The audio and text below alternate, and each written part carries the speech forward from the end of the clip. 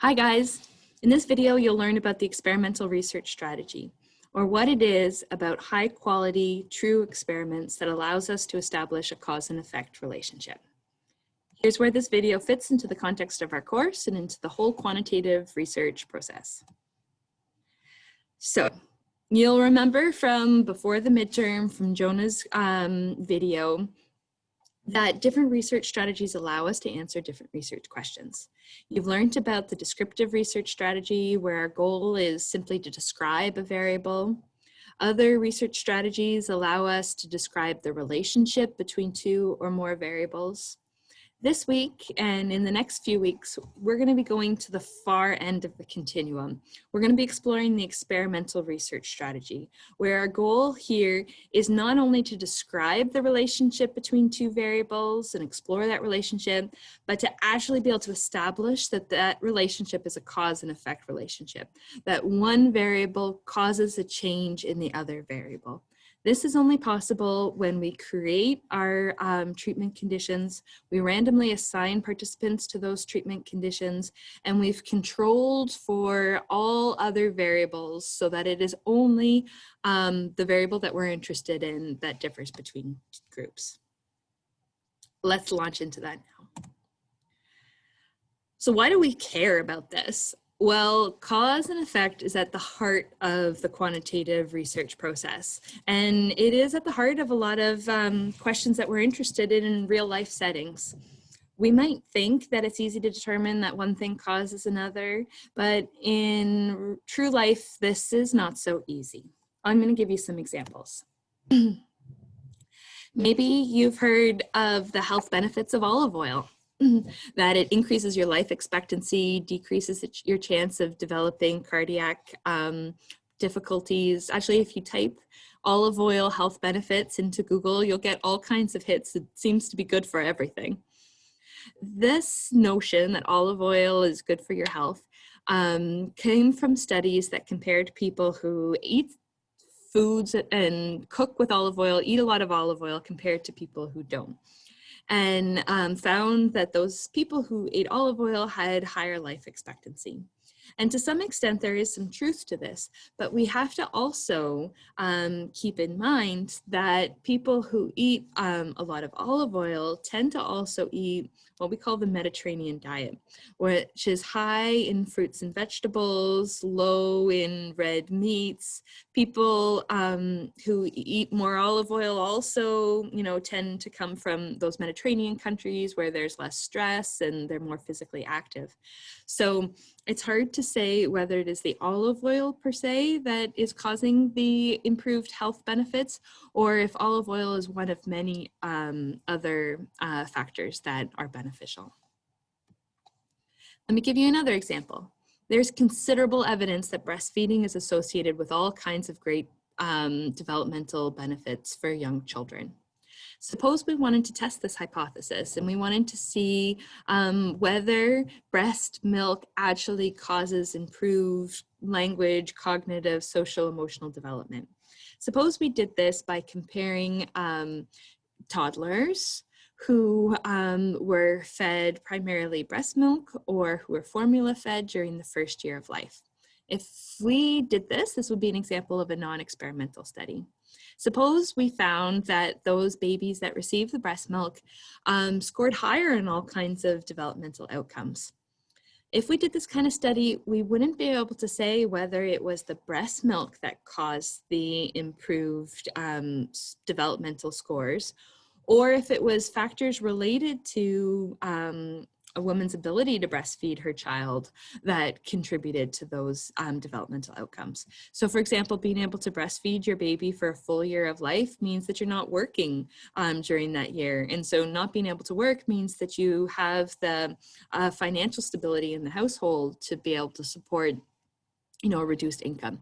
So it may very well be that it's not so much the breast milk that contributes to the improved developmental outcomes, as extra money means that there's more resources available to the mom and to the baby, and it's those resources that contributed to the improved developmental outcomes.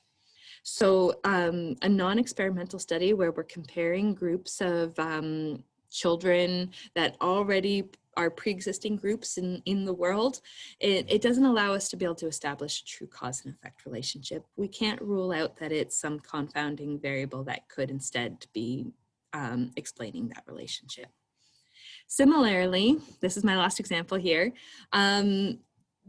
You may wonder whether cold effects or other homeopathic medication helps to prevent colds, whether cold effects causes a reduction in cold symptoms. Stay tuned to the end of the video and I'll give you an answer or point you in the direction of an answer to that one. So what's the goal of an experiment? The goal of an experiment, like I said, is to explain the relationship between two variables. It's the only research strategy that allows us to establish that cause and effect relationship. It's the only one that does this because it can show that a change in one variable is directly responsible for causing a change in the second variable. So there's 4 basic elements of an experiment: manipulation, measurement, comparison, control. Manipulation means that we change the value of one variable so that we have multiple treatment conditions, and we randomly assign participants to receive those conditions. We then measure that other variable that we're interested in for every participant so that we get 2 groups of scores, one for each of our treatment conditions or our groups. We then compare the scores between those 2 different treatment conditions, and we control for all other variables so that they don't influence those 2 variables that we're interested in measuring. Of all of these 4 basic elements, manipulation and control are the hallmark features of an experiment. So let's give a visual. In an experiment, we manipulate one variable. Let's give some labels here. This is the independent variable. So we create treatment conditions. The number of conditions we have are the levels of the independent variable. In this case, we've got 2 treatment conditions, so we've got 2 levels of our independent variable. We then measure some other variable that we're interested in, and we measure that in each of our participants. We get an average for our 2 groups, and we compare our 2 groups on that other variable. And this box here represents that in an experiment, we want to keep it separate from all other variables that could potentially be confounds and could influence the results of our study. So the box represents that we want to keep them out of our study. So this would be a good exercise for you to review some of these terminologies, see if you can match these terms with their definitions, and see if you can provide an example for each of them. I think examples are great, so let's get started with an example here. There's some evidence that children who play a musical instrument are better at math than kids who don't play a musical instrument. Does this relationship mean that music training caused improved math performance? Why don't you pause the video here and see if you can answer that. Yes, no, if yes, why, and if not, why not? Okay, hopefully you paused it, and hopefully you're back. This kind of design where we compare pre-existing groups doesn't allow us to say whether there's a cause and effect relationship. But we can address this with a slight tweak and make an experiment to see if there is a cause and effect relationship between music and math. Why is this important? Well, there's 2 challenges that we have to address before we can establish that 2 variables are related to one another in this way. And they are the causation and directionality problem, and the causation and the third variable problem. So the directionality problem is that in non-experiments or in a correlational designs, it is not possible for us to be able to say whether one variable is causing a change in, whether our independent variable is causing a change in our dependent variable, or if similarly the dependent variable could be causing a change in our independent variable. So we don't know if we compare pre-existing groups, whether it's music training that improves math, or whether it's math knowledge, pre-existing math knowledge that might improve how well you do in music. In your textbook, they give an example of this problem from depression and sleep. Another problem is the third variable problem, is that there could be some other variable that we're not measuring that is instead responsible for producing this relationship that we think exists between the two variables that we're interested in. So for example, if we compare people who receive music training compared to those who don't receive music training, and we find that those who receive music training are better in math, well, it could be that some other factor like social economic status, and take that variable again, that could if that systematically differs between our groups, well, social economic status, having more money available for tutoring, that could be allowing the children to receive the music and also contributing to their higher math scores. So here's a visual to show these two challenges. Directionality problem, we don't know from a correlational study or from a non-experimental design which variable is causing the change in which variable. And we also, without controlling for extraneous variables, we can never know for sure whether they may be responsible for that change. So it could be that social economic status is driving all kinds of different relationships here. So what can we do to overcome these challenges and establish a cause and effect relationship? Well, to address that directionality problem, our solution is to manipulate one variable, create different conditions, and look to see whether this results in a change in our other variable. So we want to show that changing the independent variable, comparing those different levels of the independent variable, causes a change in the dependent variable.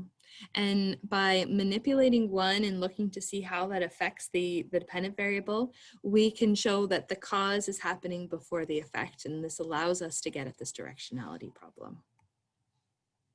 How can we overcome the causation in the third variable problem? Well, our solution for this is to control for other variables. We want to isolate our independent and dependent variable from all other potential confounds, extraneous variables, to make sure that that relationship that we're observing is not due to those other factors. So let's come back to our visual and see if this maybe makes a little bit more sense. So if we wanted to see whether playing a musical instrument causes a change in children's math scores, rather than comparing kids that already play a musical instrument compared to kids that don't already play a musical instruments, we want to do an experiment where we manipulate and we control. So we manipulate our independent variable, music, and create two treatment conditions. So we might then compare kids who we randomly assign to receive music training compared to some other condition. In this case, we're comparing them to a control group where they're still receiving something, but it's just not music. In this case, they're receiving an art training program. So we've manipulated our independent variable to create different levels of that independent variables. We've created two conditions, treatment conditions, to see, and we're not just relying on pre-existing groups. We're creating the conditions and comparing those people who we randomly assigned to those conditions. Then the next step is to measure that second variable, math scores. We're going to be measuring it in all of the kids who are in our music group and all of the kids that are in our art group. We're going to be taking an average and then comparing the scores in our music group compared to our art groups to see if math scores are higher in kids that receive music compared to kids that receive an art training group. And then this box means that we want to isolate our independent and dependent variables so that we can be sure that it's just those two variables that are influencing each other and there's not some other third variables that could be accounting for the results. So we want to control for extraneous variables that could potentially be confounds. For example, we would want to make sure that our groups did not differ in how old they were. We want to make sure we've got a similar proportion of males and females in both groups. We'd want to make sure similar social economic status backgrounds in our participants in our different groups. We'd want to make sure that they have the same math teacher and they have the same pre-existing math knowledge before they go into starting to receive their treatments, because we want to be sure that it is the treatment that we're giving them, that music or the art, that is explaining that difference in math scores and not some other variable that's a confound.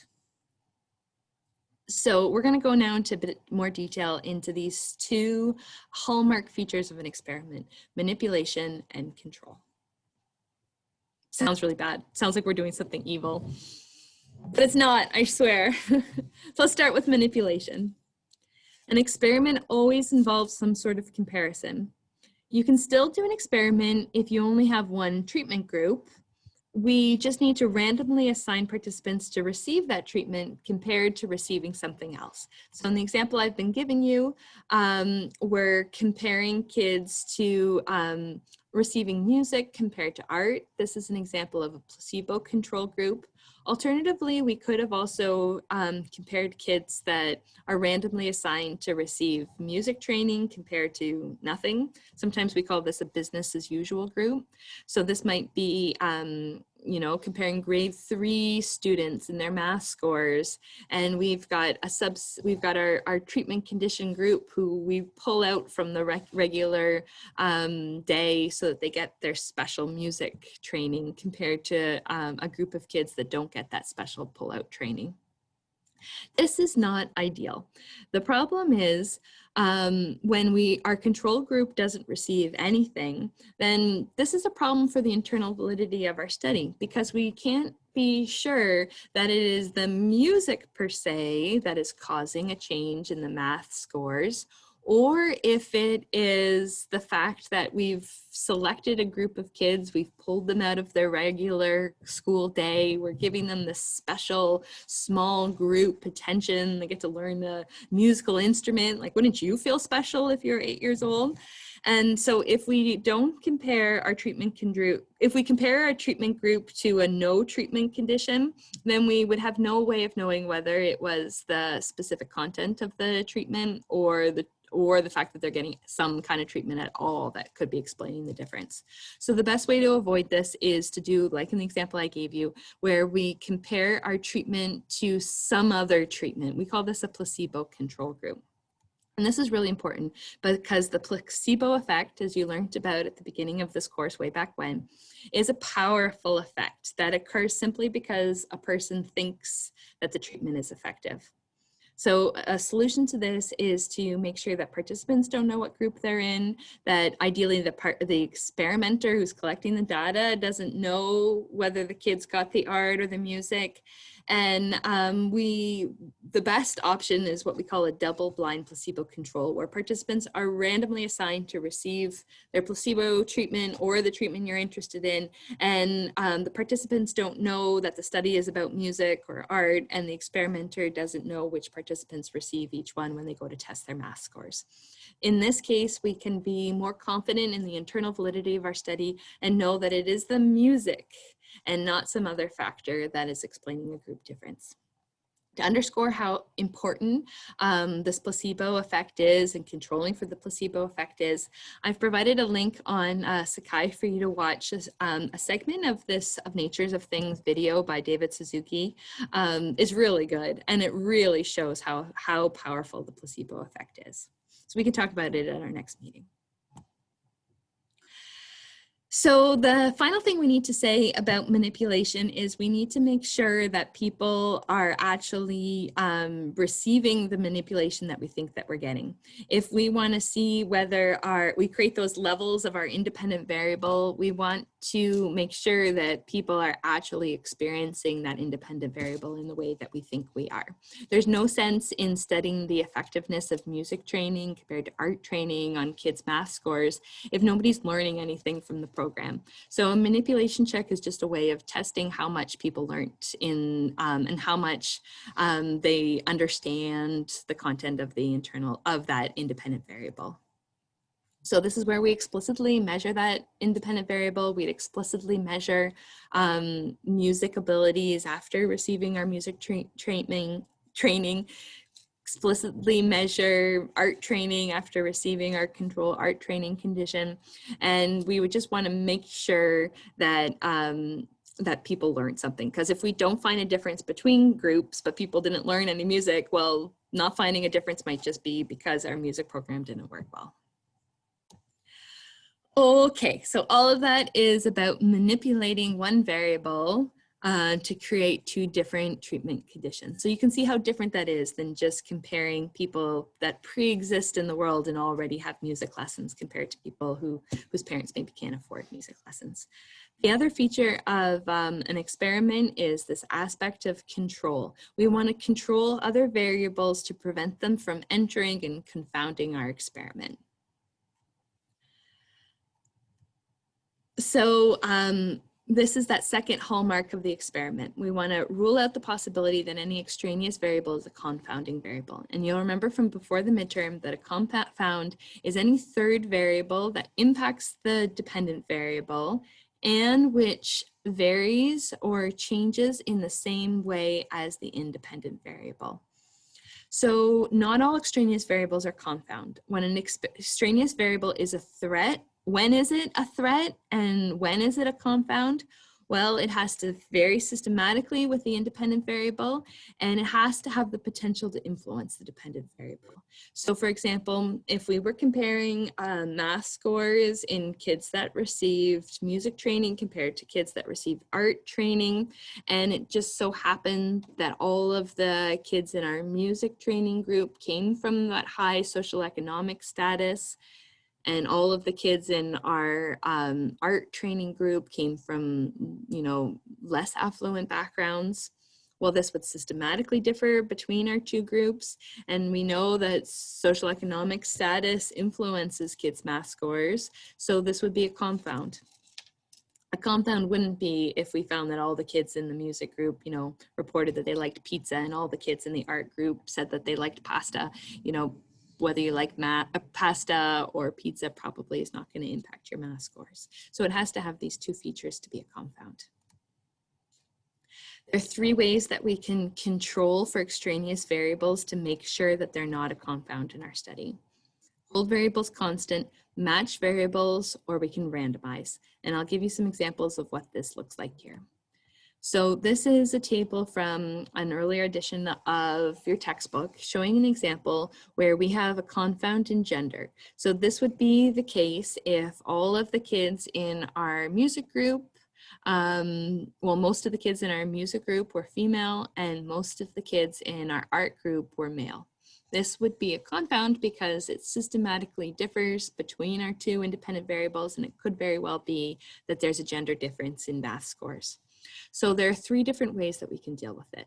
First of all, we can hold gender constant. So this means we'd only recruit participants that, have one feature of this confounding variable. So in this case, we're only going to recruit girls to participate. In this case, we've controlled for that confound because the groups are exactly the same. They're held constant. We've only tested girls, so there's no difference between our groups in that confound. Another strategy, it's probably a better strategy, is to make sure that the groups are matched on that confound. So here we have an equal number of boys and girls in each of our groups.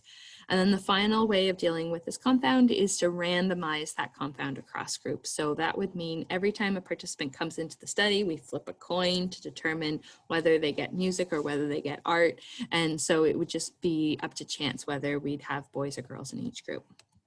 So like many things in this course, there's pros and cons of the different techniques.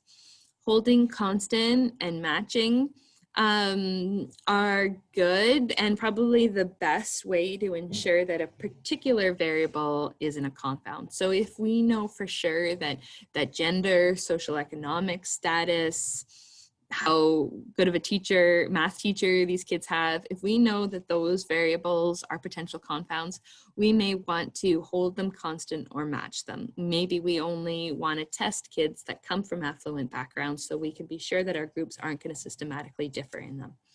The downside of holding constant, like only testing kids from affluent backgrounds, is that this limits the external validity.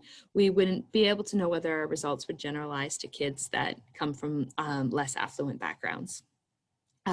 by matching across groups, we can be sure that both the internal and the external validity is higher in our study. The downside is that this requires extra effort and extra measurement. Not only now are we testing and testing our participants on their music abilities and their math scores. Now we have to ask them what gender they are, which is probably not that hard, but the more other confounds we want to control for, the harder this gets. We've got to also ask the parents what their household income is. If we worry about how good of a math teacher their teachers are, well, we've got to somehow measure that. So this is more challenging for the researcher.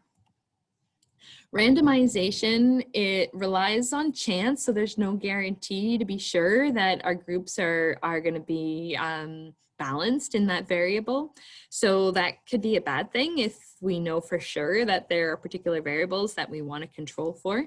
On the other hand, by randomizing, we can control more or less for many variables that maybe we aren't even sure maybe exist in our study. So it's up to the researcher to decide which method of control is the best to address a particular research question. In week 11, we're going to talk about another technique to deal with this, and that is by including that extraneous confounding variable as a factor in our experiment. We'll go there in week 11. So those two defining features of a high quality experiment, if you take anything out of this video, is manipulation and control, those two evil things.